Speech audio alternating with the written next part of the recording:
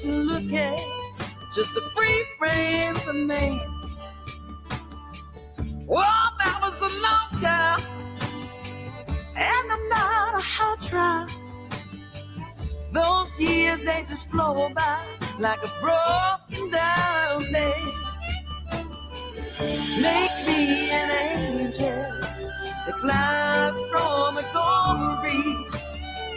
Make me a poster of an old rodeo.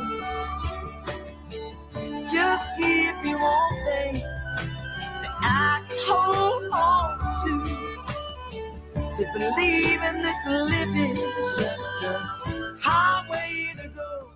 It's Sunday, December 7th, and you've tuned into the People's Patriot Project. We got your 6 at 6. Right now, you're listening to WP3 Radio, proudly produced in partnership with Reads Across America Radio. Together, we share a mission to remember the fallen, honor those who have served, and teach the future generations the value of freedom secured by the brave men and women who have worn our national and community's uniform. Stay tuned for We Got Your 6 at 6.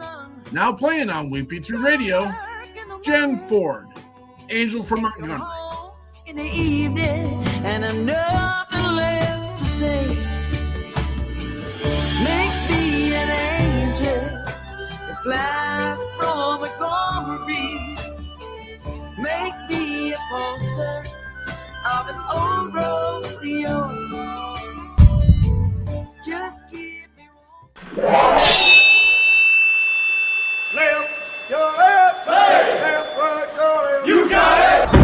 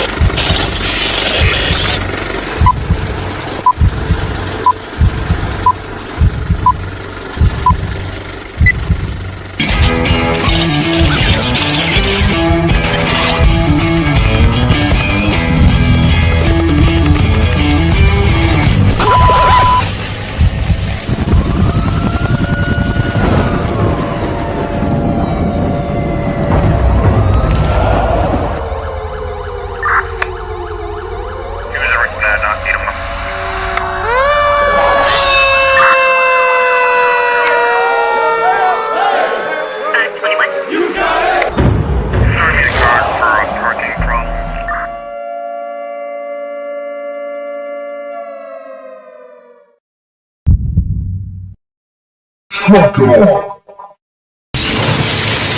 Talkers, roll out.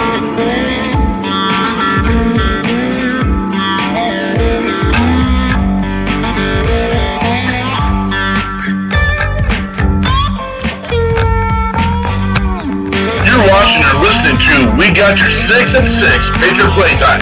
We the people, the People's Patriot Project.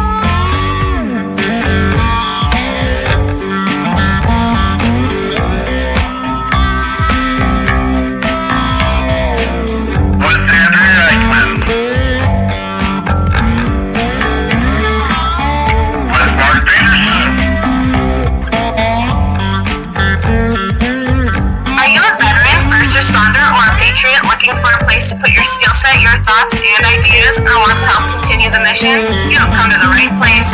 We are the People's Patriot Project, and we are the shock and awe when it comes to meeting the needs of our veterans and first responders. We are dealing with a new enemy in today's world where the wounds are not always seen. We want you to be a part of this mission in saving lives and making a difference. Welcome to We Got Your 6 at 6 Patriot Playtime. Here's the WP3 team bringing you today's best heroes hits in the boots on the ground organizations that are saving lives. And as always, Patriot Pride.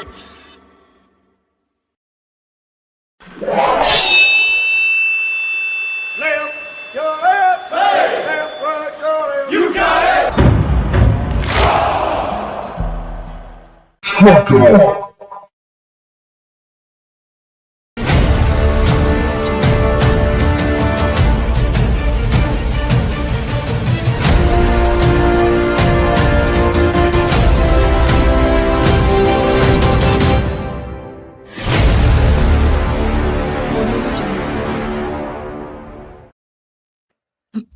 Good evening, Andrea Eichmann here. It is the 7th of December, 2025, and I am here with Mark Peterson and Frank DeMith, and we're coming at you live tonight, just the three of us, and we're going to talk about everything we can possibly think of that's worth talking about tonight. So hang on to your hats.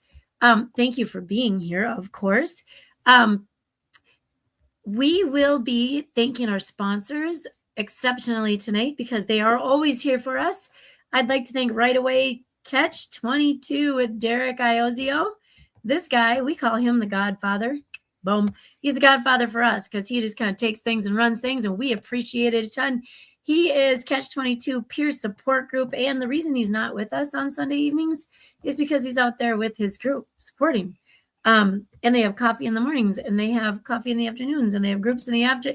It's awesome. Just get a hold of Derek at Catch 22 Peer Support if you have any questions, concerns, or don't know what to do with yourself. Next up is Operation Texas Strong with Peggy and Bobby Kretzinger. And you know what? I saw a live story today from Bobby, and he was talking about this new RV that they got, and I didn't catch the beginning or the end. He may have said what number they're on, and I may have missed it. But it doesn't matter. They're probably close to 300, 400. They take these RVs, they fix them up if they need fixing, and then they house homeless veterans. You can donate. Just go find Operation Texas Strong. Talk to Peggy or Bobby. And then we'd like to share the Boho Hobos Hideaway. This is courtesy of Lauren Iozio. This Boho Hobos Hideaway is in Livingston, Texas. You can find it on Airbnb. There's a link in our notes. I don't know what they call that under our show comment section. There we go. There's a link for the Airbnb. You can reserve it, go hang out, leave a note for Lauren. I'm sure she will be excited to hear that you heard about us. That you heard about her with us on the People's Patriot Project show. We got your 6 at 6. To our sponsors, our guests, our listeners, thank you so much. And before we dive into this week's show, we would like you to take a moment and join us with this amazing version of the Star Spangled Banner with Dave Bray USA singing.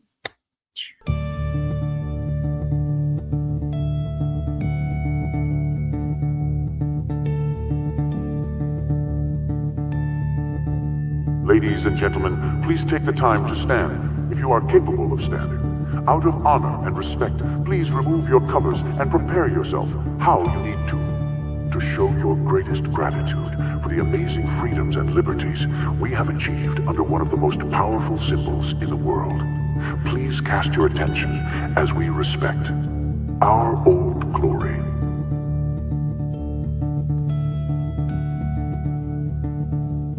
Oh, say, can you see by the dawn's early light what so proudly we hailed at the twilight's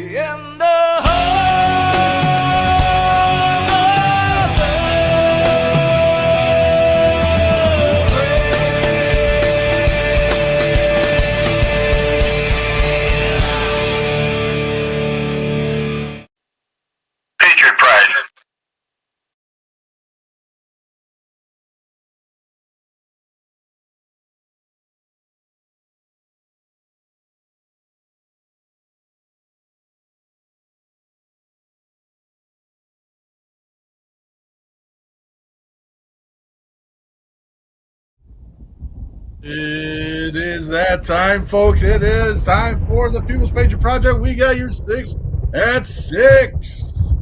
And that is our weekly time to let's grow. Let's do this. Woohoo! I wish my noisemaker still worked. Yeah, you got to figure those things out. Yeah, I'm too busy making promotions for shows. That's what I'm too busy doing. I love the world. You love the world. Thank you. I'm just darn happy to be here. Remember, you know,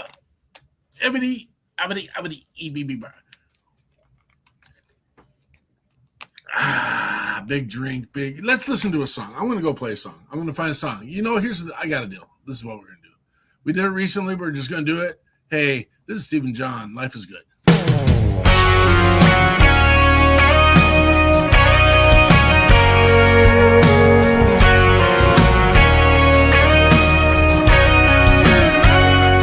I've got 40 hours of paycheck, the pocket of these jeans. Got these Jensen's cranking George Strait circa 1993. Got the windows down and my arm laid up on the back of this bench seat. I'm headed toward the drive of a sweet little Cajun queen. Life is good, got that sun shining down on me. Life is good, there's nowhere else I'd rather be. Got my troubles in the rear view, Corona in the igloo, nothing's gonna get to me. Life is good, yeah, life is good.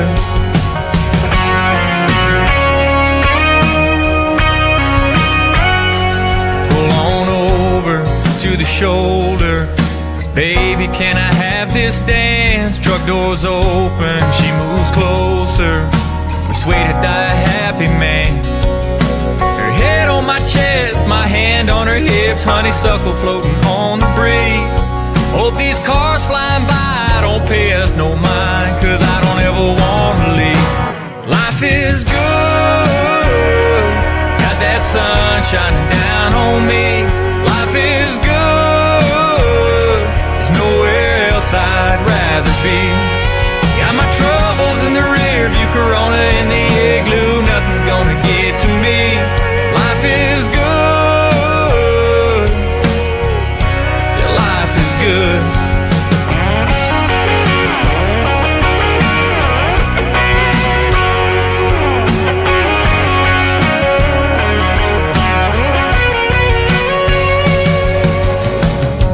Well, I ain't worried about nothing.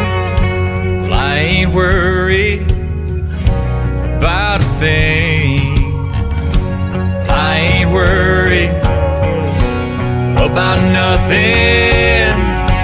I ain't worried about a thing. Life is good, got this sun shining down on me. Life is good,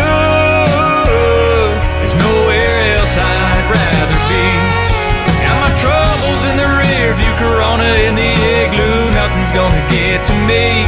Life is good, yeah, life is good. Yeah, well, life is good.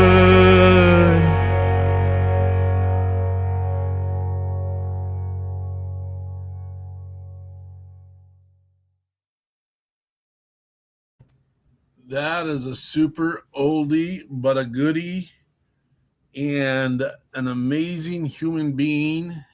And we love Stephen John. We love all of our musicians. We have our conversation. We have over 200 musicians on our WP3 radio.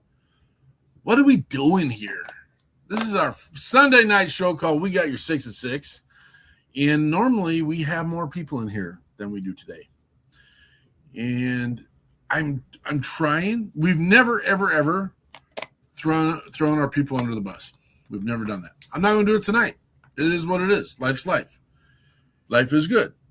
I just texted our boy, Steven, said, what are you up to, man? What are the chances? Short notice. He's out on the rig doing his thing. Showed him a screenshot of him on the show. He said, you must be bored. No, sir. No, sir. No. We miss you. We miss you. That's what we do. Let's be real. Okay. So this is the first thing we do during our show. I'm going to be texting a lot of people during our show tonight. That's what I'm going to do tonight. Why? Because I'm trying to do the thing, all the things. I got to get the graphic done. How many times you heard me say that one? This is our We Got Your Six. That's not what this is. It's Check Your Six. And on Check Your Six, this is the thing that we do every week with our peers, our buddies, our friends, our foes.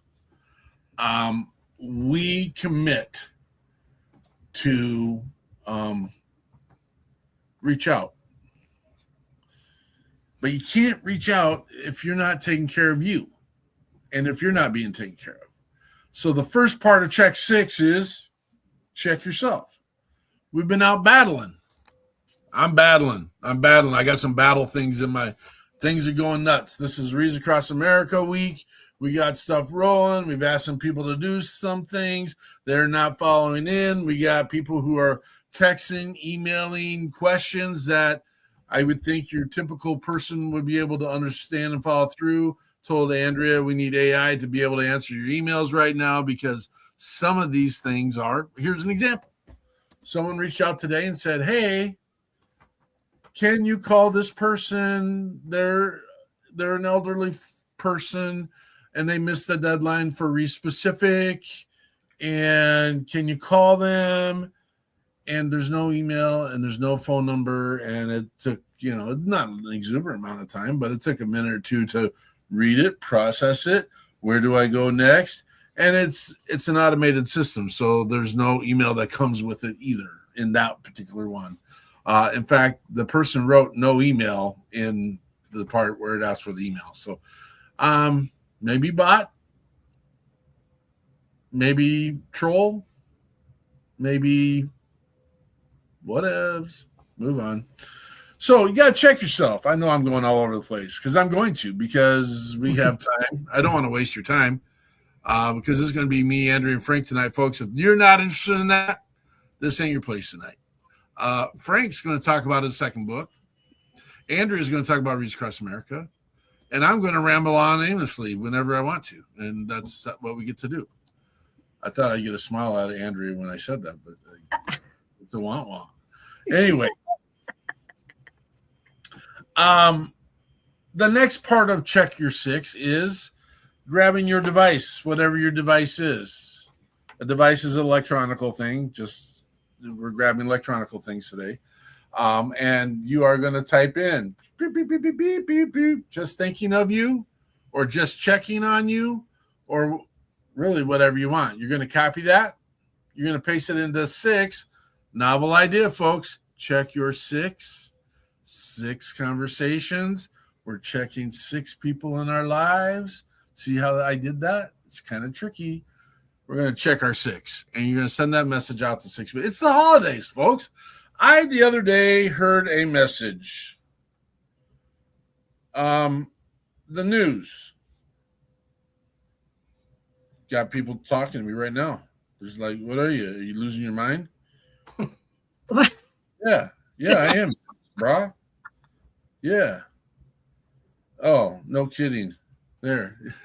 And then, boom. I don't know what. I lost my train of thought. It is what it is. What was I saying? You might need to put your device to the side. Oh, yeah. You got a device. You're going to send it to people. Send 6 conversations. Don't put your device to the side. Yeah, I don't know. Today's the day. We're doing it. We're growing. It's a weird show, folks. It's a weird show. we work in an exuberant amount of time to put promotions out. We work an exuberant amount of time to book people and rely on them that they're going to show up. And again, it is what it is. Life is life. And when I text, call, email, and I get the ghosting, it's a thing. Not saying who, where, why, or what, but what's really cool is we'll be here next week doing the exact same thing, not like this, but with 2 more new guests. And we'll do it, and we'll build, and we'll grow, and we'll keep growing, and we'll keep doing it. And we make a difference. And we get conversations through email about people who are changing the world and doing their thing and living their lives. And it's amazing stuff. And we got some really cool stuff coming up.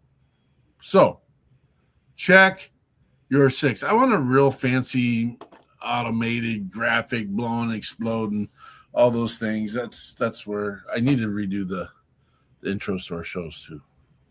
Maybe over break. Maybe I'll get that done. Maybe you will. Yeah, should we do another song? Hold up. What else do we want to do tonight? Well, we're going to talk about Frank's book. We said that. We're going to talk about Reach Across America. Okay. What song are you thinking? Who's got a good one? I got look in the private chat. Oh, don't talk like that. Any by that one. Ooh. All right. Okay. Yeah, we can pull that off. Did you guys even notice I changed our studio? No one noticed because we got this amazing technology. I didn't change it. I thought I changed it. That's because it's hard to notice. So I am having one of those glitches right now where it won't let me change the studio. Oh, do you need me to go? Maybe. Oh, I don't know. I don't. Is it not letting you do it? Okay, wait. There did it. Oh, but look, it changed our names and everything. Wow. Oh no, I don't know if we can though. Oh, because that one has not been updated, has it? Let's do the one on the bottom though. I think it's Small Towns. I can't remember the Small Town something. Yeah. Which one? The bottom left. Yeah. Small Town Hero. Yes. By Brooks Herring. Brooks Herring, please. Brooks Herring, Small Town Hero. Let's roll. Boo!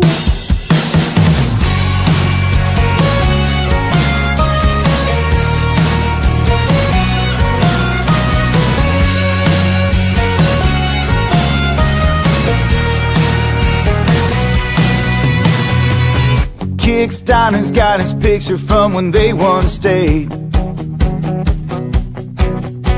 down by 432 dive on 4th and 8. Hung next to a shadow box full of old medals from all the ones before him and before them. He's a small town hero, he don't see it that way. His face turns red when they sing his praise. He's a hero even though he's just glad to be home. He's a small town hero, hero.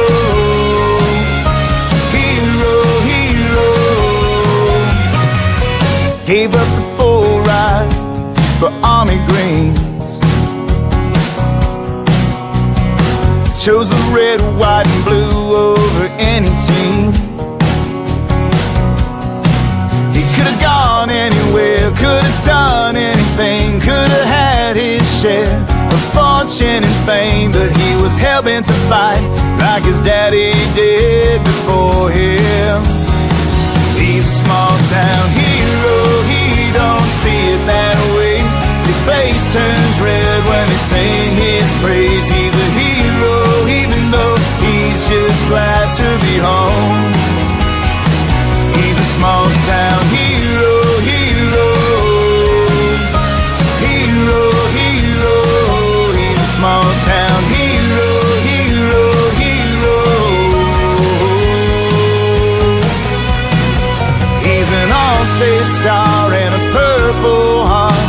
pride of his hometown. He just wanted to do his part. But if you're asking around, he's a small town hero. He don't see it that way. His face turns red when they sing his praise. He's a hero even though he's just glad to be home. He's a small town hero, he don't see it that way. His face turns red when they sing his praise. He's a hero even though he's just glad to be home. Yeah, he's a small town hero.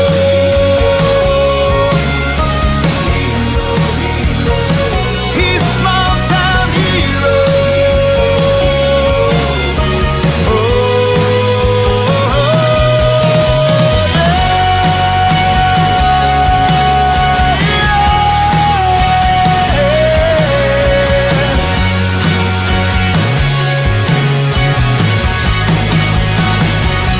To the small town heroes.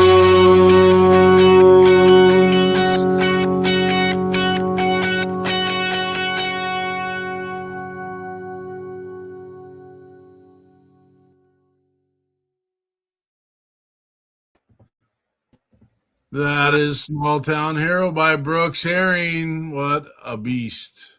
That was great. He's awesome. That's a good song. He's awesome. He gets his stuff done. He's a good one, that's for sure. No, it won't even let me change it back now. What I'm gonna fight somebody. You are.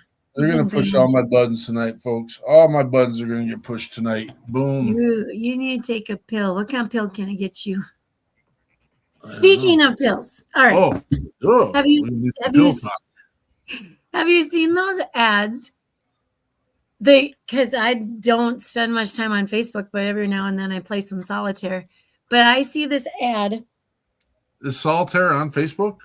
No, I think I saw it on Facebook. I don't know. Whatever.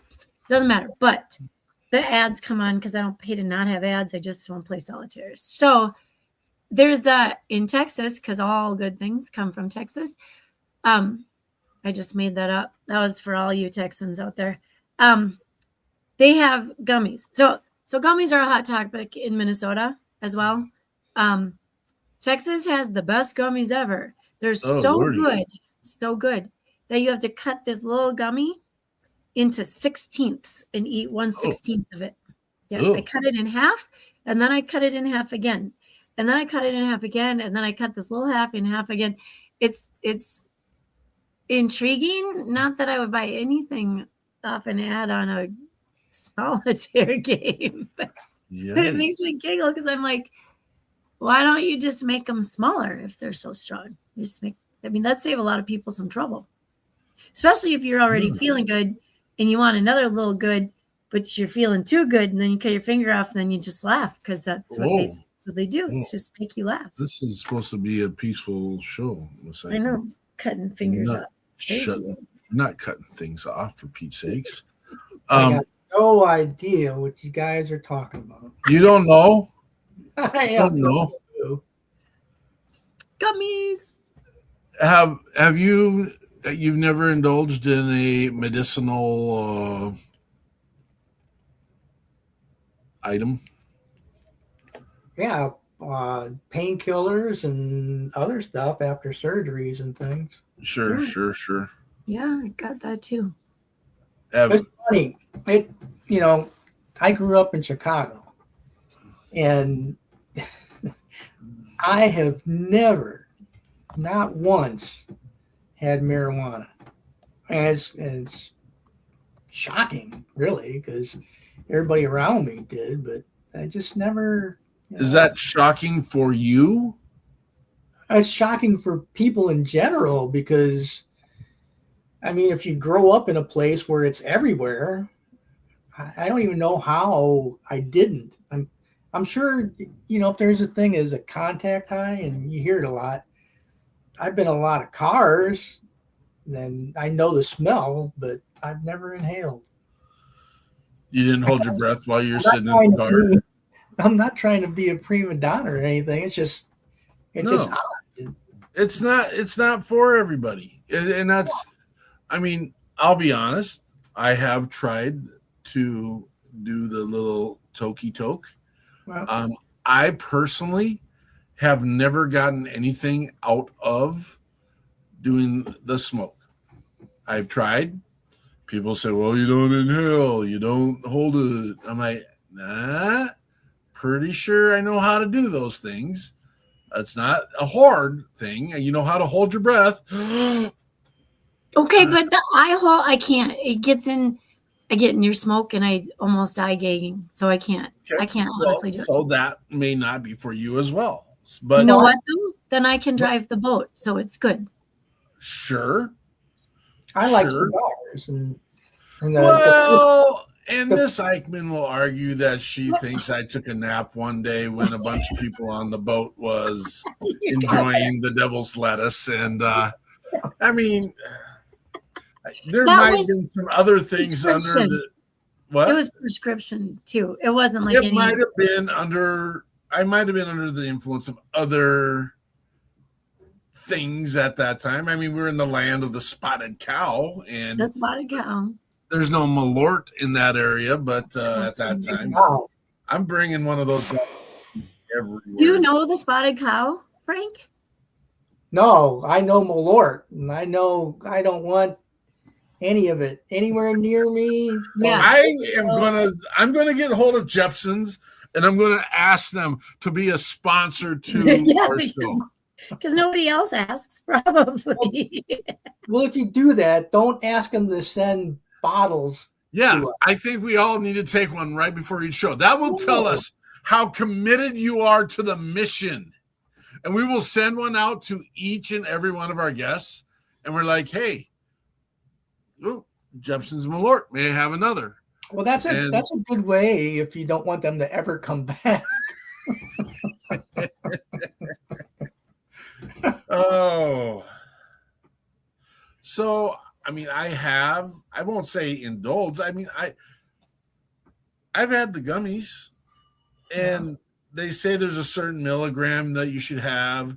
There is one time in life, 2 times in life, there might have been a 3rd time in life, of all of life, where you can't overdose necessarily, but my dosage might have been past like what I should have had.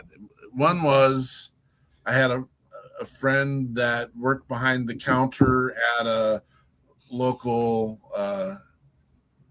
watering hole, we'll call it, and they made some homemade devil's lettuce Christmas toffees, and they said, you only want to eat half of them or half of one, which, okay, fine. I know half, boom.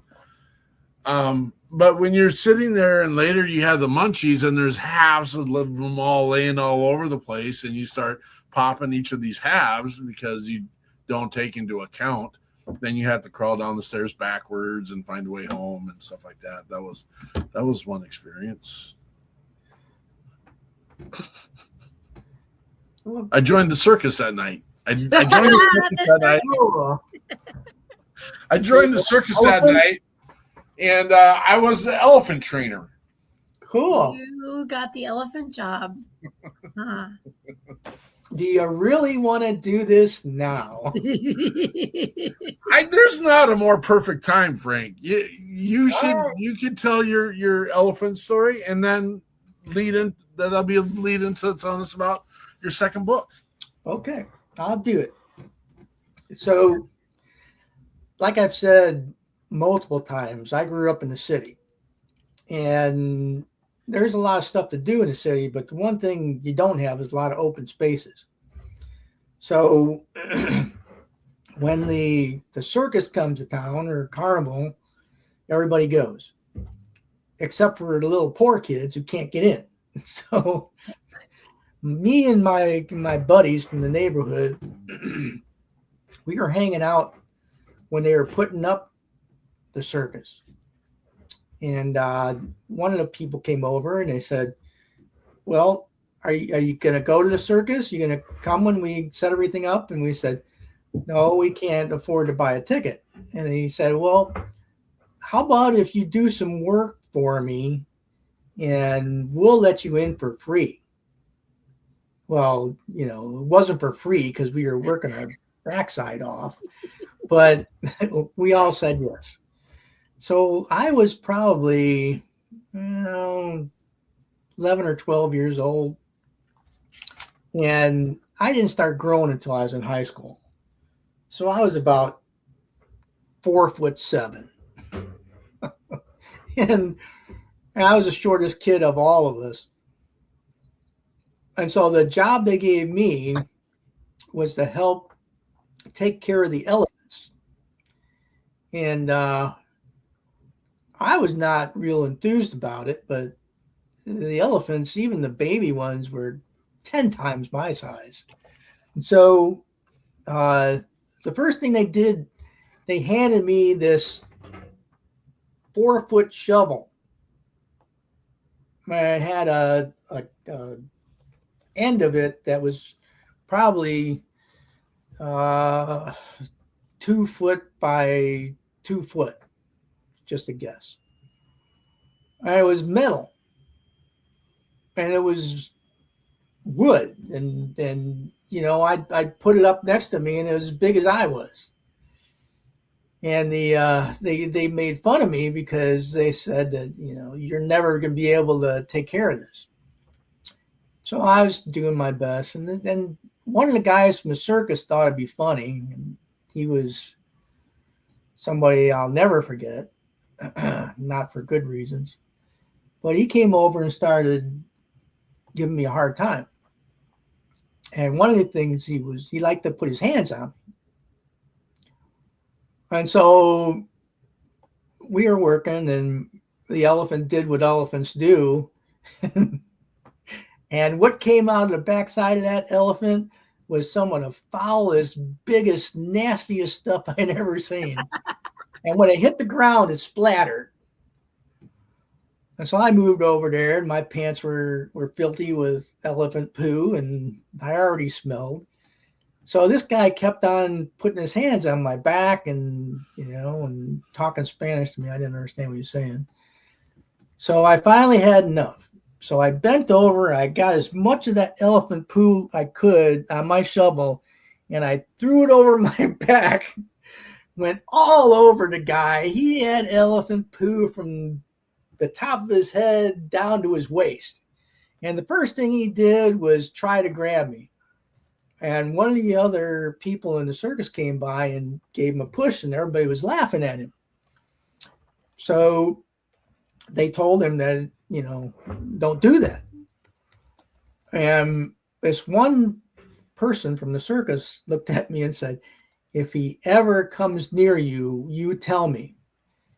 And so I said, okay. And it wasn't until about, we were about done. This guy came over and he was pushing me around. And out of nowhere comes this guy who could have been a strong man in the circus. I don't know. But he picked this other guy up and threw him across the circus ring. And when he landed, guess where he landed?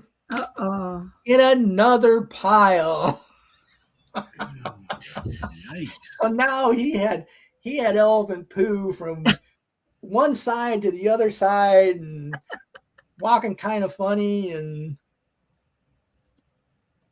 that was my elephant story.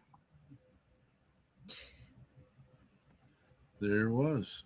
Oh. We now know. We now know the story. The guy with the shovel bigger than he was. That's what I'm thinking about, is you're this tiny little guy, and this just keeps going. Well, it took everything I had to lift that up and throw it over my shoulder. If I had to do it twice, it would have been all over my head. That's crazy. And then we all went to the circus. It's funny now, but I bet it was not very funny then. Well, now we know the story. Goodness. Yeah, that was it. What are we going to look forward to next? We're going to do another little quick music break, and then we're going to come back and listen. We're going to introduce Dylan here, and then we're going to hear about Frank the Myth's second book. But we are going to listen to, there's one that I really like, Whiskey Love by Javon Newman. Boom.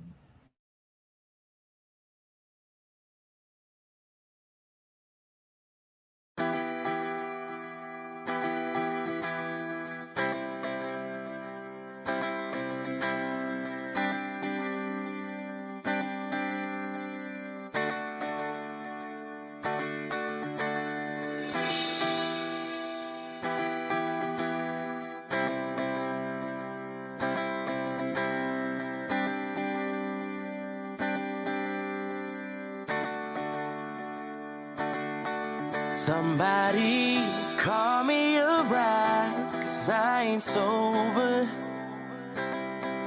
'Cause last night I looked in her eyes and today I'm hungover. Take my breath away, make me forget all my mistakes. A feeling so strong, something that I can hold on to.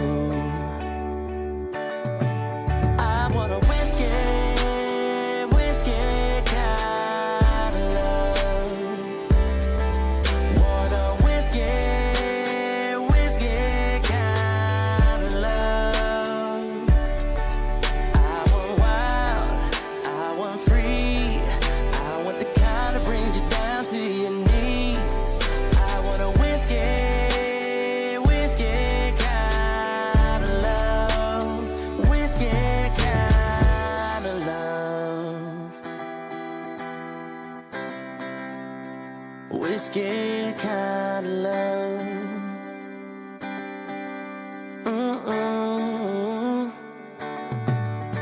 Pour me another round and make it a double. Another shot of Jim Beam or JD because I love trouble. Oh, she takes my breath away, makes me forget all my mistakes. A feeling so strong, something that I can hold on to. Oh yeah, I want a whiskey kind of love. Want a whiskey kind of love. I want wild, I want free, I want the kind that brings you down to your knees. I want a whiskey kind of love. Whiskey kind of love. Bottoms up, I think I'm in love. I can't get enough of your whiskey love. I want a whiskey kind of love. Want a whiskey kind of love. I want wild, I want free, I want the kind that brings you down to your knees. I want a whiskey kind of love. Whiskey kind of love.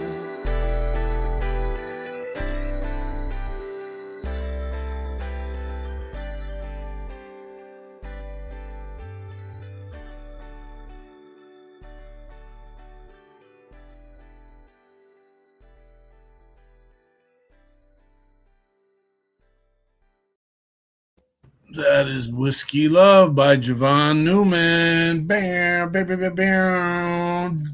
Dylan Petrie, what are you doing, brother? Man, I just got off of work. I was listening to y'all on the way home, the ride home, and I was just like, you know what? Let me see if I can get in on this. Get in on this.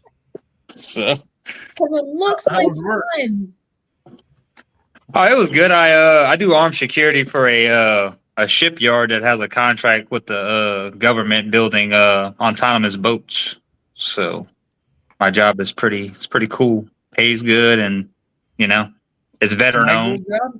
So It's always a fun time. Can I get a job? Oh, sure. You want to make $21 an hour? I'll make $21 an hour. I mean, and then like they treat their employees so well over there. Like I've never been to a shipyard to where you can have energy drinks on the actual shipyard, because most companies now they won't let you have energy drinks on the shipyard because people will be falling out from dehydration and whatnot. Really? But they give you like 5 different options. Oh, and yeah. it's crazy. I've never seen it before in my life. I was just when I first started working there, I was just like, is this like a fantasy land? Like this place don't seem real.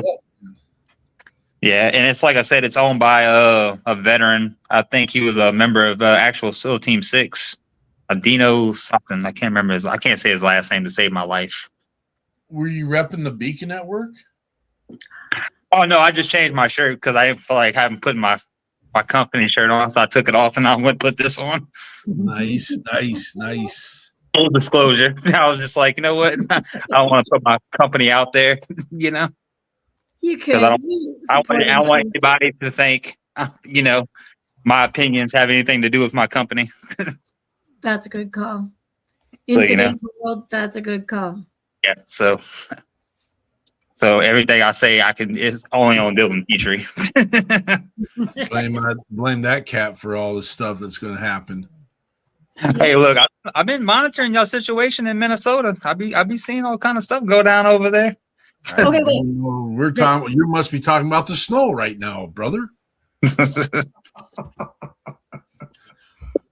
is not that. And Frank, I hope this isn't stuff on your news story, but I was looking for our show. And there's a group called Blue Line Heroes, which I am guessing might have to do with the police force. I didn't go look, which normally I would do if I had time.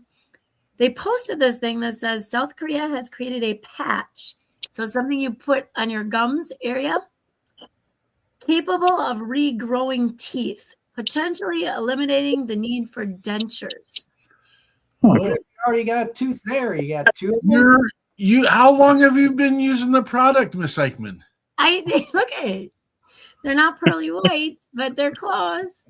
Hey, No, I might be able to play my saxophone again if I can get that. It'll sound like music instead of a dying goose. It's a weird picture. It looks like it's growing them on the top and on the bottom. I don't know what the heck. Don't think I'm putting these things in my mouth, though. That looks a little... Does that glow in the dark? Yes. You walk around. That's the way it looks. That's real life. There's no AI in that. What are you talking about? Yeah, I'd probably swallow it and have teeth down the back of my throat. Oh, I got to get some best work done myself pretty soon. What if it goes all the way to the exit and you're growing? And you got teeth in your butt? Oh. Well, that would be a new meaning to talking out your backside. Oh, now Lord. Get serious, people. Get serious. No, seriously. I didn't even say that word. Are the Vikings going to beat the Cowboys? Yes. When? They're not losing anymore. Next They're week? good. I think my coworker is a big Cowboys fan. He was like, they're playing the Vikings, and I was like, just wondering, y'all gonna win that one? I wouldn't count on it. I mean, it depends on whose little sister they're gonna let be the quarterback next week. So that's. I just want to know where I got to put my money at on FanDuel. I would never put your money on the Vikings right now. Well, you said they won today. I've never taken a bet, in favor of the Cowboys either. So. Yeah, that's a tough one. You're gonna have to learn that one on your own, I guess. Great. Tell us about your second book, brother. All right. Well, my second book came out the end of June, and I had to use a different publisher. So things were kind of awkward at first, but it's all good now. It's basically the sequel to the first book because it's part of the Carson series. So we find our hero is back with his unit, and has to go through some stuff that anybody who's a veteran would understand this book. It has all the good stuff in it, like working for a narcissist who thinks he knows every darn thing in the world and doesn't want to listen to anybody. And you can't tell me if you've been in the military for more than a hot minute that you hadn't worked with one of those. And it doesn't end up well for some folks, but he makes it. And in the third book, he's heading back home. That's a sharp dressed dude right there. Yeah. Yeah, that's when I got my award for my first book. This is the first picture I remember of Frank DeMyth, this guy. That's my thinking hat. Yeah, we saw that hat a couple weeks ago. Yeah, and for anybody who hadn't looked at the picture before, I'm not wearing it incorrectly. The strap doesn't work anymore, and that's why I got the helmet, because I broke it in Germany. And if you don't know, they can't repair that. So they just gave it to me, and well, I had to pay for it. Look at that strapping young man. That was my, that might have been my first year at West Point. Wow. Again, I grew up on the south side of Chicago, and I enlisted into the Army. Well, that's not me. No. That was after the surgery. Oh, Lordy. But I grew up on the south side of Chicago, and I enlisted in the Army so I could go to college, because my parents couldn't afford to send me there, because we were a very low middle class income type of family. So I joined the Army. When I was in basic training, they told me, hey, you got to go take a test. So like anybody else in basic training, you don't ask any questions, you go take a test. So I went out there with 10 or 11 other guys, and the next week they called us out, and they called out 9 of those 11. They said, you got to go and do some paperwork. Well, once again, we get in formation, we march down there. And one of the guys had enough gumption to say, hey, where are we going? What's this for? They said, well, you idiots are going to fill out some forms to see if you can go to the military academy. And 3 or 4 of the guys just turned around and went back to the regular training, and the rest of us went down. I had forgotten all about it. And when I was in AIT, they called me down to the commander's office one day, and I'm like, oh crap, what the hell did I do? And it'd been like 8 or 9 weeks into AIT, Advanced Individual Training. And I asked my supervisor on the way down there, I said, Sergeant, have any idea? He said, no, I don't have any idea. He said, you must have done something wrong, though. So we get knock on the door, walk in, hey, Major so-and-so, Specialist DeMyth reporting is ordered. He goes, do you have any idea why you're here? I'm like, no, sir. I said, I must have done something wrong, but I have no idea what it is. And he's smiling. He said, well, do you remember filling out paperwork when you were in basic training? We fill out a lot of paperwork, sir. He said, well, you've been selected to attend the prep school for West Point. I go, oh, okay. I don't have any idea what that is. So he said, yeah, well, the one bad thing is you have to have your MOS certification before you leave, because you have to be able to go back into the Army if you don't pass and have to come back. So the course I was in was 23 weeks long. And like I said, I was in like week 9 or 10. And I said, sir, there's no way I'm going to finish. He goes, oh, yeah, we'll make sure that you finish. So every stinking day from like 7 in the morning till 8 at night, I was working with people, and on the weekends too.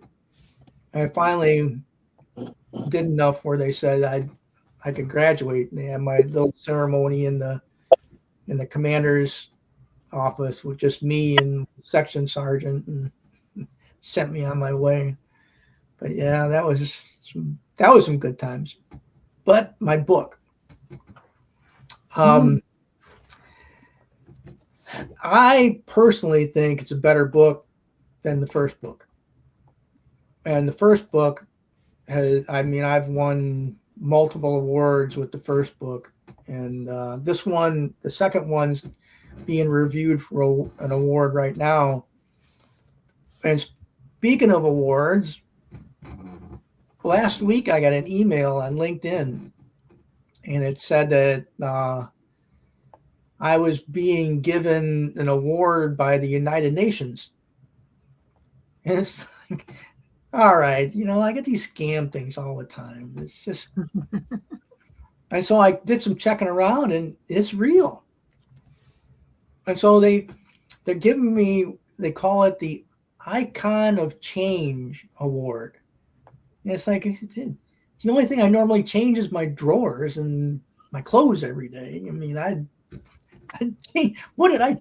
And so evidently they are really interested in my career and my background, and the fact that we developed the interpreter translator program for the Army. And not only did I receive the award, but I'm given a keynote speech for the ceremony.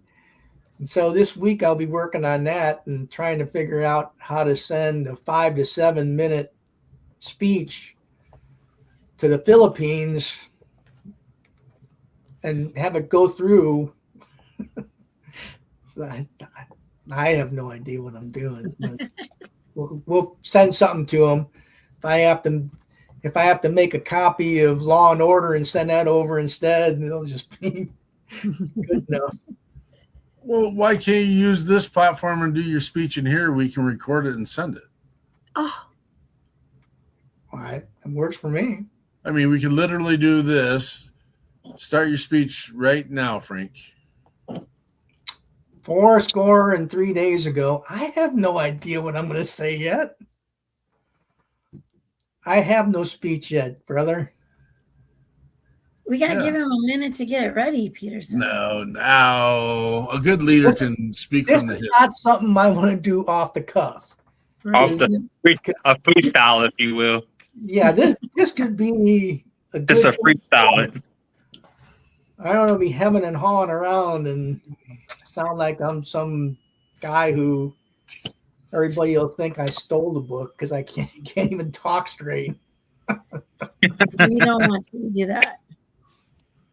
But I appreciate it. If we can figure something out, that'd be great. I had to do the last one through Dropbox. Ugh. Yeah. And that it worked, but man, it was not what I'd generally want to do, but We got this. We can do this. We can do this. But the good news is I'm working on book 3 now, and my last 2 books have been historical fiction because I'm writing about the program that I helped develop when I was in the Pentagon. But book 3 is going to be mostly fiction, and it's going to happen for the most part in the Pentagon. Do you have to go or get special permissions to write a book that is based out of spaces like that? No, because I'm not including any of the things that I know that are secret. There's a lot of stuff in the Pentagon that you don't want to write about. Sure. But mine is just going to be on the general knowledge stuff. That's just the parts of the Pentagon that are open to the public. You can go on a tour in the Pentagon. Yeah. They do tours a couple times a week, and they have people from the fancy ceremonial unit that do the tours too through the Pentagon. It's kind of neat. If you're ever out that way and you want to do something interesting, see if you can sign up in advance and go on one of those tours.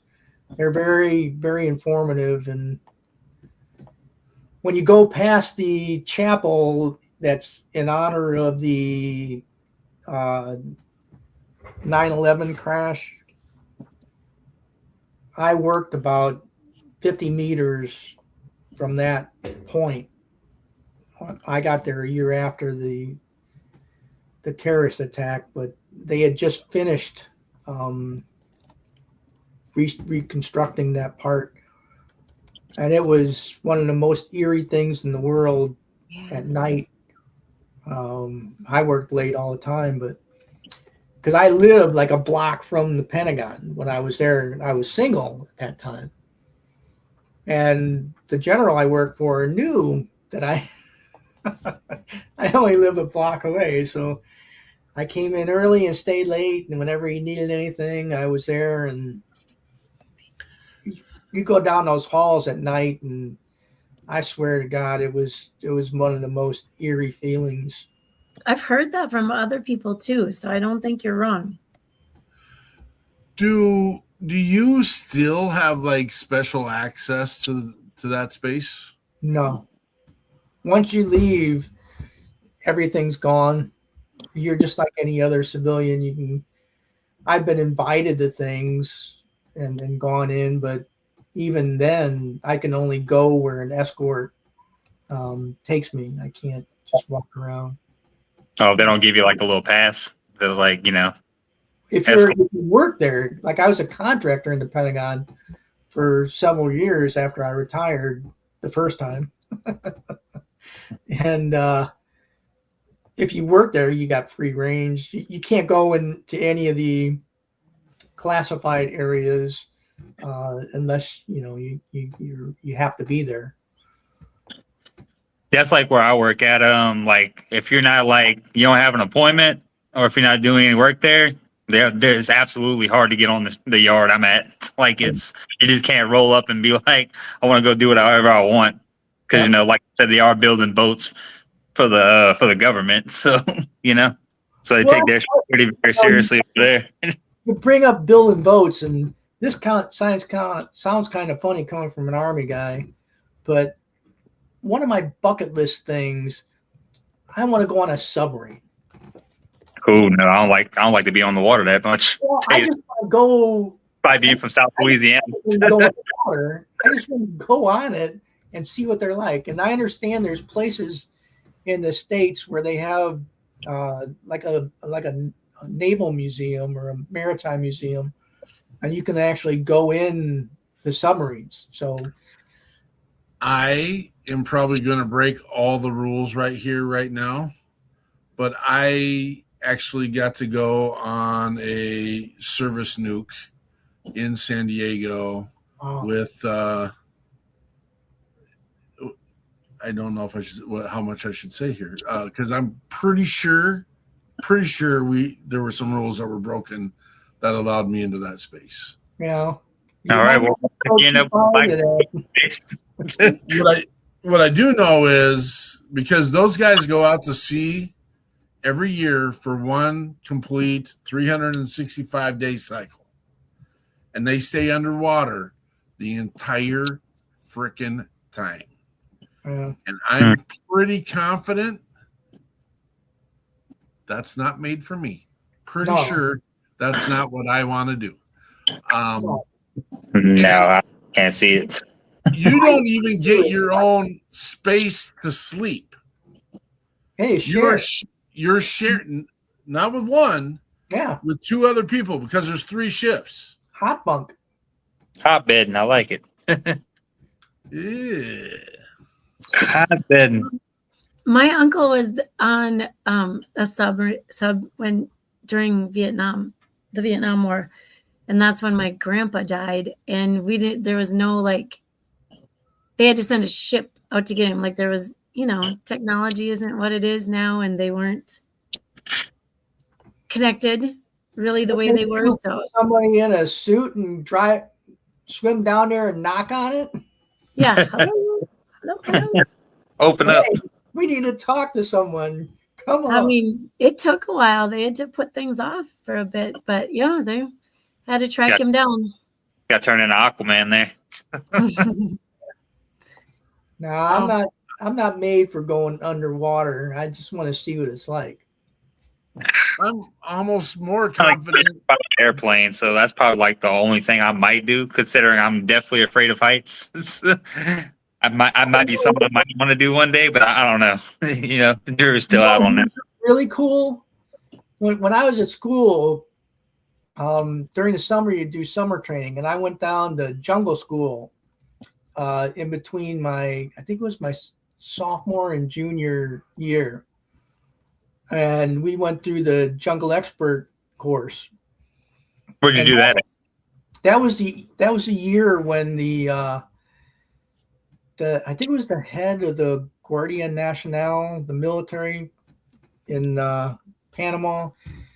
He was killed, and they put everybody on alert. So we had to stay an extra week, and they took us out in Chinooks, and we did helo casting. And I couldn't swim when I got to West Point. I learned how. I was not, a strong swimmer. And so we were flying over the water about 20, 25 feet off the water. And they opened a ramp and they said, go. And I'm like, you're out of your mind. Go where? They said, jump out. I said, I don't have anything to jump out with. Just jump. And so we all, we lined up and they did another pass. And we all jumped out with our rifles. And they tell you, you got to take your rifle, you got to throw it up over the top of your head. So some of the people weren't listening very well. And they broke their nose and knocked out their teeth because they hit the carrying handle on the M16. And it was just, I loved it. I thought it was the best thing that I ever did. I honestly think I wouldn't have made it in y'all era of military. I think I was just at the right time to where it wasn't too soft, but it wasn't also as hectic or as bad. I'm trying to think of a word for it. You know what I'm saying? Like intense as it is for y'all back in those days. I left out the best part. They didn't stop the helicopter and that was jumped out. It was still moving forward. Oh no. Yeah, we had to jump out the back. I'm getting goosebumps right now just hearing you talk about it. I am deathly afraid of heights. If I'm watching TV and something looks like high up in the sky on the TV, I start to get goosebumps. That's how terrified of heights I am. If you're in something like that, once you jump out, it's done. You're gonna hit the water one way or another, and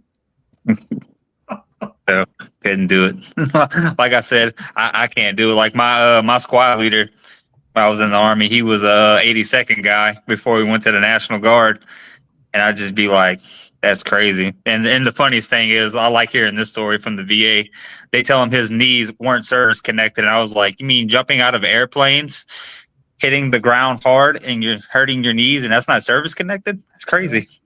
I said, how do they think you got bad knees just walking around regular? Oh, man. One of the funniest things in life, is airborne guys. Hey, Mark, one of the things I left out about my second book is this book actually has an audio book version. So when I wrote the first book, people were telling me, I'd love to get your book, but I don't read much, and I couldn't afford to do the audio version on the first book. It was just too expensive. And then this second publisher, it was part of the package, and they made an audio version, and it sounds pretty good. It's an AI voice. I made the mistake of not doing it myself, but it's pretty good. I was about to ask that question because I also do not Yeah. I don't read that much. It's just something about reading. Yep. And for some odd reason, like if I read something sometimes, I can read that thing the same time every day, and I'll still forget it the next day until I reread it again. My mind doesn't retain like memory like that. But if I hear somebody talking about it, and for some reason it just gets my attention more, I don't know what it is. You know, I never went to. I don't know if I have a learning disability when it comes to that or not, but Yeah, but you know, maybe you just haven't read anything that you really like yet. yeah, and I don't know. I'm more into like mafia books and Yeah. crime books more than I am like military Yeah. books as it is. I've been trying to read The Art of War for like a year now, and I'm only halfway through. That's a whole class. That's not just a book. That's guys spend months, years focusing on that. It's not a casual read. I also read recovery books too when I try, and it's just the same thing. Like I forget so easily, but for everybody else and you, if you're interested, on my website, there's a link to the audiobook version. What's the website? I'm gonna write that down in my book. FrankTheMythAuthor.com. I made it real easy.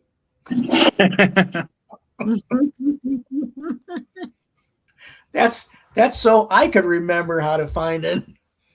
Put it in private chat, Frank. Okie doke. My girlfriend likes reading those type of books too, so you know, which is crazy because she's a former Marine. No such thing. So I went to a Christmas party at my work, and my the owner of the company, he was a Marine also. I told him how I like to give out crayons to Marines to mess with them. So he actually has bubblegum crayons. He gave me like 4 boxes of these, and it's the first thing I did when I got home. I was like, "Hey, baby, here you go." Well, my Marine buddies, the best way to make them mad is to send a box of crayons, and some of them are edible and the other ones are regular. So we did an event at the Marine Corps League in Houma, in Louisiana, and we were cooking. And I went to the dollar store and I bought boxes of crayons, and I was just walking around handing crayons out to all the Marines. And you know the Terrebonne Parish sheriff from Houma, he was a Marine for like 30 years or something or another, and I gave him a box of crayons. I had so much fun just walking around handing them to the Marines, and these older Marines are just chomping them down, eating like real crayons, and I was just like, I love this. Anywhere I'm at and there's Marines, I will mess with them. And me and the sheriff go back and forth the whole time, just messing with each other. I love the Marines. Marines are like the men's department of the Navy. I had an uncle in my second book. I dedicated one of the characters to him. He passed away before I could get the book finished, and he was in World War II and out in the Pacific, you know, going from island to island. He'd tell me stories about sitting on Okinawa waiting for the word to go into Japan, the island, you know, of Japan, all the islands. And man, they were dreading that because they knew that the casualties would be just overwhelming, and that they were all ready. They all psyched themselves up to go, and then they got the word that wasn't going to be needed, and it's a lot of partying. That's my favorite thing about like the military is how we all make fun of each other. But I like how when we like get into some stuff with other countries, we threaten to send the Marines in, and all of a sudden they're like, "No, what? We don't want no smoke. We're good." Because all the stories you hear about the Marines and stuff like that, I think of like, I can't remember what country it was where they drank like the whole island dry of alcohol, and I was just like, wow. These guys probably just a handful of Marines. You know, like it's always the funniest to hear about that. Like I'll laugh so hard. I'd be like, "Yep, yeah, I don't want the Marines to go in there. It won't be our country for long." I always give the Navy a hard time. My dad was in the Navy during the Korean War, and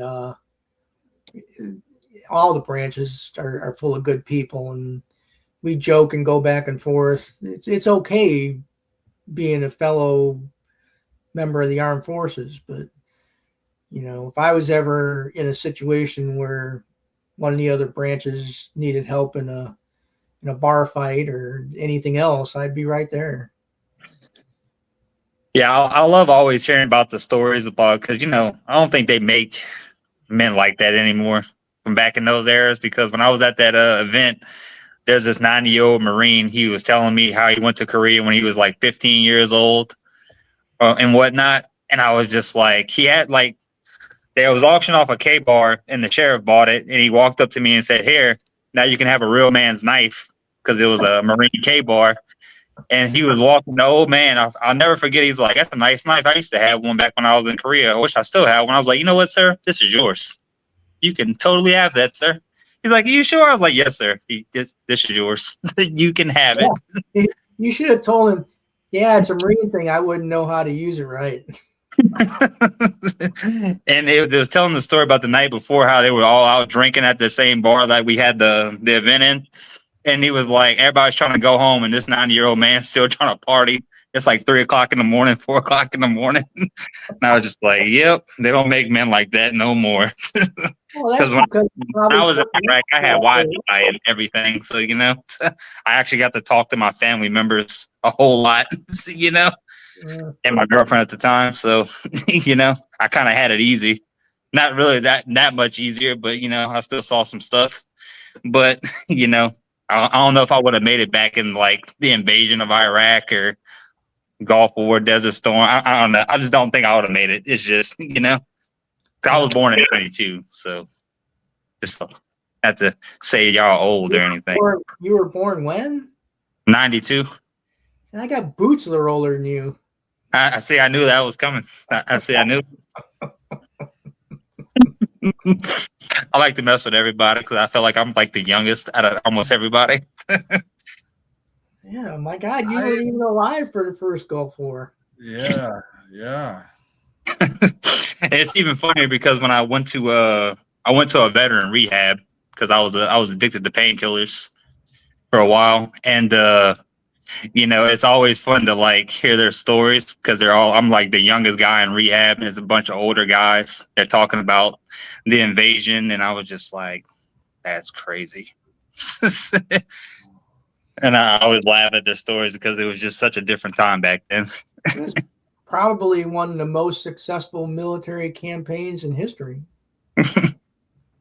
So, but that's a good thing about going to a veteran rehab. We're all military, so I gotta like. I think my rehab experience was so much better because I went to a veteran rehab. Oh yeah.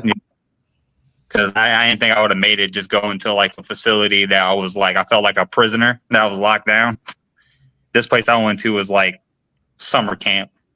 They had such good programs and everything like that. So I got to be my first rehab. So I would imagine it's easier to work out stuff when you're around folks that have similar experience. Oh, I totally agree. And that's why every time I get a chance to go talk at like a rehab, I usually only go to veteran rehabs. Not that I'm against anybody trying to get sober, but I just feel more like vets need it a little bit more sometimes.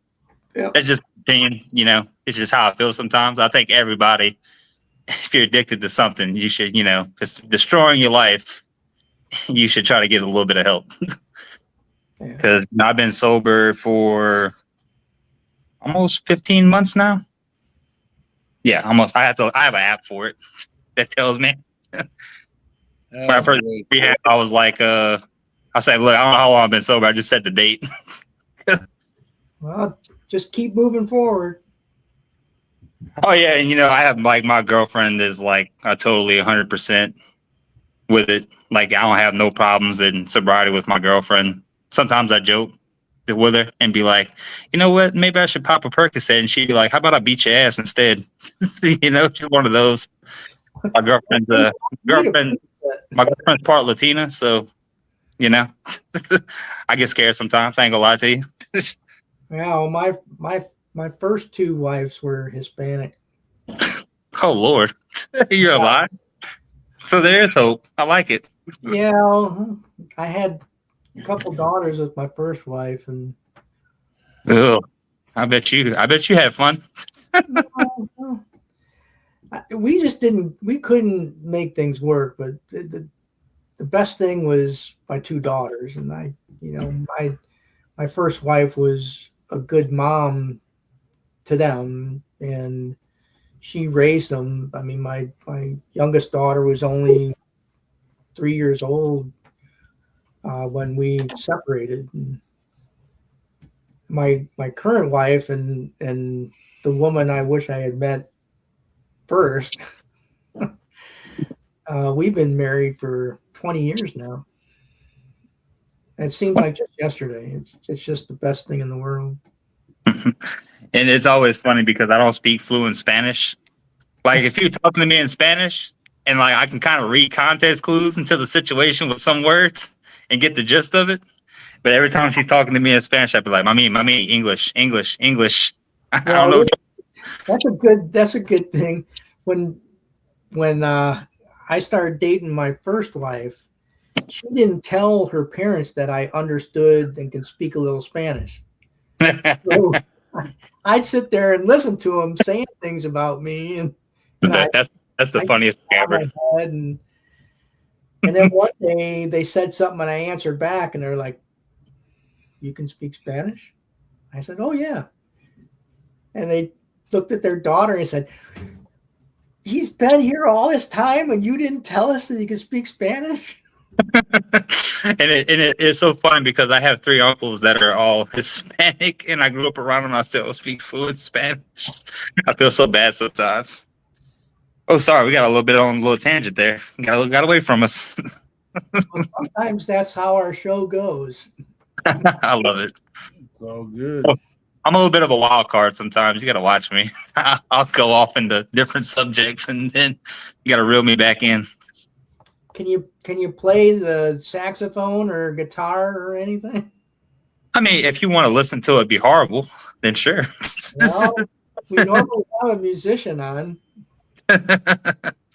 Oh no, I don't sing, but I got a little bit of rhythm for my for a white boy. Yeah. My girlfriend's been teaching me how to salsa dance a little bit too. So I used to do two-step, and I could do that pretty well. I mean, if you put on some Zydeco music, some Cajun music, I'll get down. I love Cajun music. Can you dance to that? Zydeco music? Oh, absolutely. Yeah. It's kind of like line dancing a little bit. Like the salsa? Can you do the salsa? I can a little bit. It's not like, I guess it really just depends on the song, really. I gotta be into it. Like, I think in high school, yeah. In high school, I learned a little dance to La Cucaracha. But it was like a line dance. It was good. You can roll your R's really good. Mm-hmm. My girlfriend gets on me that all the time. My girlfriend has this thing when she says something in Spanish, like, "What did you say?" Instead of saying it slower and pronunciating it in Spanish, she says it faster. And I'm like, that doesn't help me at all. Mm-hmm. And she's like, you got to roll your R's. Gotta roll those R's. And so that's like, she always makes fun of me because like her dad is a Creole. So he's black Creole and he speaks French. So she speaks French. So she speaks French, Spanish, and English. And like her English is always like a little bit broken sometimes. Like she'll mess up like sayings or she'll mispronunciate something. And I'll just be like, no. And it's always hilarious to make like we go back and forth with each other, just making fun of each other all the time. It's a beautiful thing. I learned from my kids last year, you're gonna get a shoe to the back of the head if you don't watch out. A conchala. Yep. I know that. That's good. Miss Eichmann, you going to share anything about Reads Across America? I'd love to share a thing about Reads Across America. It's happening across the country this Saturday. Is it overwhelming? I want to say it's a little bit overwhelming. At Fort Snelling here in Minnesota, we will have our ceremony at 11 a.m. On the East Coast, I believe most of the ceremonies are at noon. We have ours at 11. The Mountain and Pacific times are at 10 and 9, depending on where they fall and how they move with that. At 9 a.m. So this lady out in San Diego was like, try getting volunteers out here early. Like, we're going to be there at probably 7:30 setting up. And so anyway, for 11 o'clock. So our ceremony is at 11 a.m. at Fort Snelling by the flagpole. And we will let people get their wreaths off the trucks after that and go disperse them. I just had a couple questions today. I sent out this is reality. This is reality. And I did link this show to my Facebook page for Wreaths Across America. The reality is we have about 18,000 wreaths. 3,000 or so of those are grave-specific orders to be placed by family members or volunteers. And that leaves 15,000. Last year, we had almost 6,000 volunteers. That's great. I never, ever, ever want to say that's too many volunteers because we will have tons of wreaths in the future. But if you do the math and you have 15,000 wreaths and 6,000 people, you might be lucky to get 2 per person. So I did say this year we're going to start out the general wreath laying at 1 per person. Took it right off the Arlington Cemetery Wreaths Across America page. That's what they do out there. That's what someone who's been there suggested to me. The hard part and easy part all in one is that they have a wreath for every grave out there. We don't. So we are doing 1 wreath per person. Please don't just set it down at a grave next to the truck. Those will be heavily covered. Spread out, do every other headstone, and take your time. Take your time. Follow the system. You are to stop. You are to say their name, place the wreath, stand back and thank them. And if you were military or are military, please salute them. And then you go to the next one. We also encourage you to read about them. If you have your phones, type their name in so you can go look later and get some history on them. Last year I picked out like 4 older, like World War I and World War II headstones and took pictures. And then and researched the names. And anyway, all kinds of suggestions to do while you're there in case you have to wait for a second or third wreath. And who knows, you guys, it's looking at like 5 degrees. So it's going to be a chilly one, but it will be sunny so far. And we are doing this rain or shine. So come to Fort Snelling right off 34th Street in, I think it's considered Minneapolis, Minnesota, and enjoy the day placing wreaths with us. It is quite exciting. We also, Mark and I don't know much about this. I was reading the email just a little bit ago. It happens tomorrow. We got some information today, like just before the show started. We will be at the Minnesota Capitol building in St. Paul at the Rotunda. And there is a little celebration information being spoken to as far as Wreaths Across America in Minnesota. Thomas Mortensen. Now, I've met him, had a conversation on the phone with him. He's coming up from Florida to be the presenter. However, I couldn't get a hold of him. I left a couple of messages and haven't heard back from him. So I don't know what he has planned for us. And Peterson and I will be showing up. And you know what? We're pretty good at ad-libbing. So if you have tomorrow at 1:30, free. I think my dad is coming up, the rotunda at the Capitol building in St. Paul tomorrow. That'll be fun too. I think it'll be a little bit on the news. Probably not so much about Peterson and I, but about the cemetery and the speaker coming tomorrow. So cool things. Oh, if you're from Minnesota, we also have Senator Duckworth, Zach Duckworth. He is still active duty National Guard, Minnesota National Guard, and he was awarded a Bronze Star for a mission, and I forget where. Shoot, you know, in my program here either. And I don't have that information on there. Anyway, overseas, and then he also is a volunteer firefighter in his hometown here in Minnesota. So just a whole history of things that meet with Reach Across America and the People's Patriot Project and our missions. And so those of our Minnesota population that get to come and know him or know who he is, he'll be doing a little speech for us. So that's it. Thank you very much. You said 5 degrees. Did I hear that right? Yes. Yes. 5 degrees.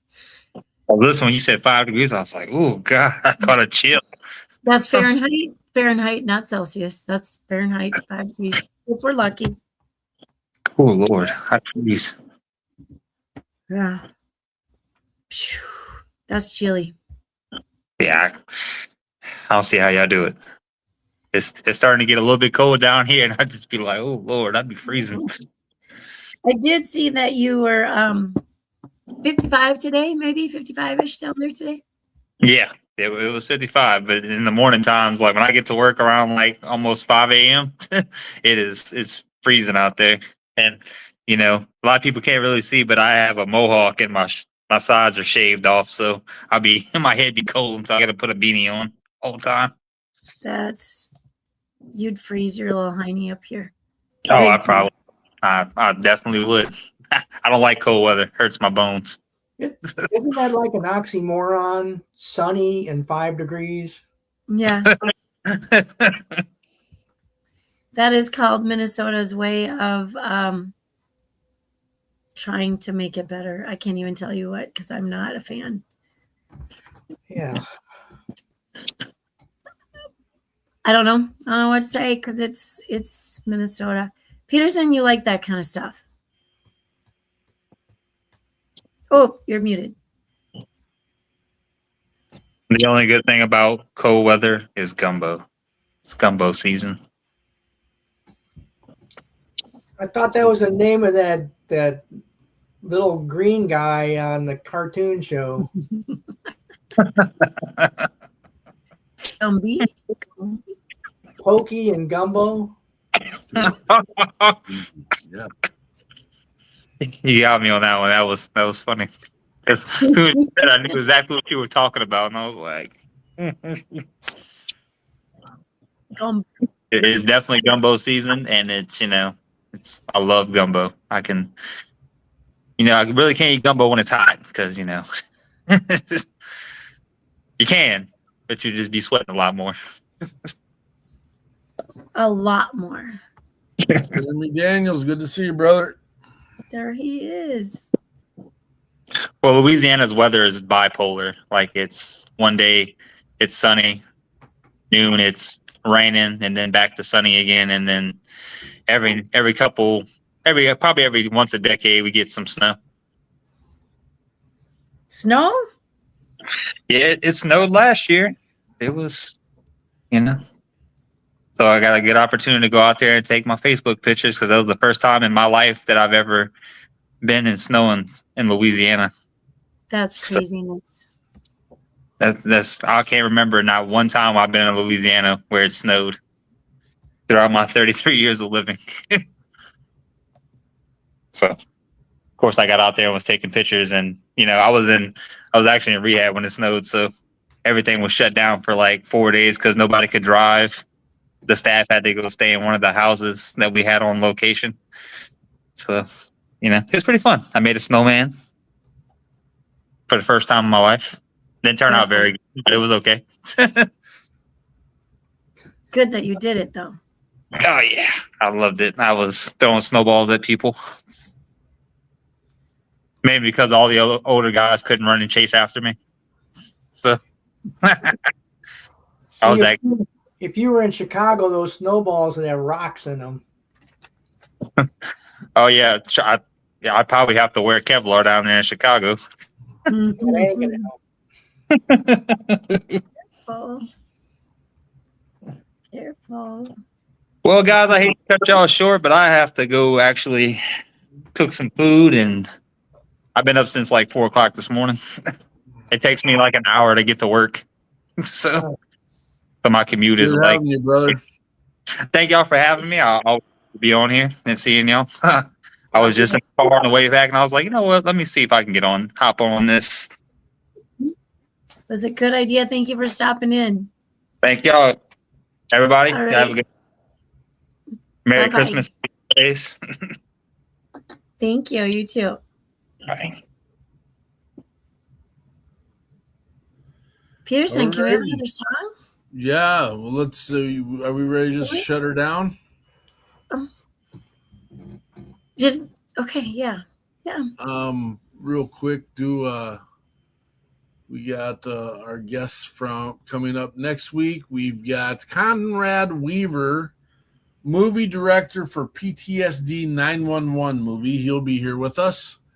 And we will also have a good one. Michael Allen's coming back to hang out with us for a minute.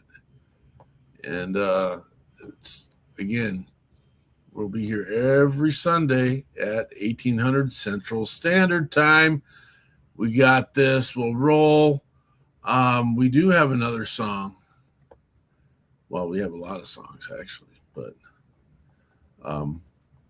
we got a little recommendation of a Billy Ray Wheaton, and so we're gonna play Starting Over. Tomorrow's going to be slicey and dicey. We may see you. Frank's going to come on and at least give it a shot for sure, 100%. I will have my laptop with me, and maybe we'll just load up down there at the state capitol for the state of Minnesota down there. Maybe we'll do it on the rotunda. We'll see. It'll be a little echoey. It'll be a Very little echoey. Very. But maybe we can bring Mr. when we come on and see what he has to say as well. This is Billy Ray Wheaton, Starting Over.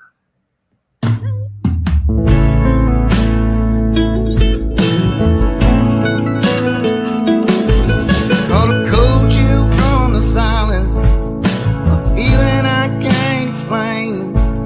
It's the way you don't call me, baby, now you just use my name.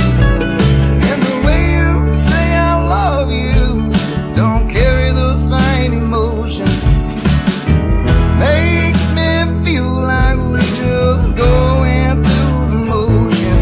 I'm starting over, baby, this beginning of the end. Playing a loser's game, but damn, I wanna win. And I can feel the distance, baby, and I can see it in your eyes. If we're starting over, baby, please keep up the light.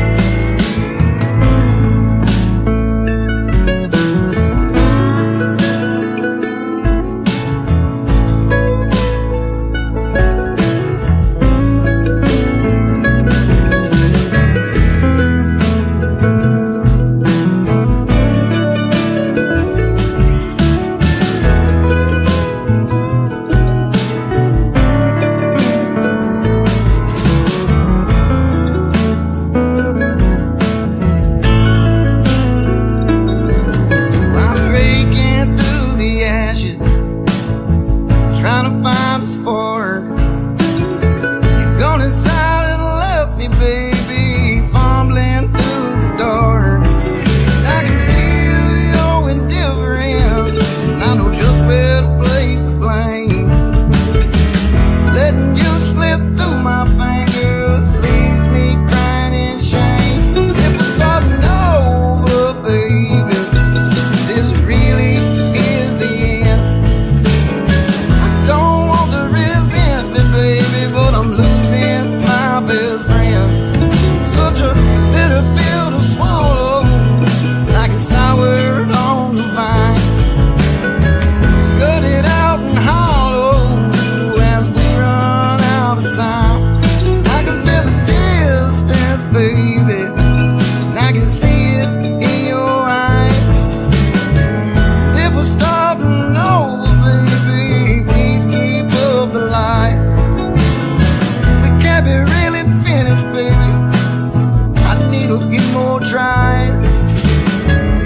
just starting over, baby. Please keep up the line.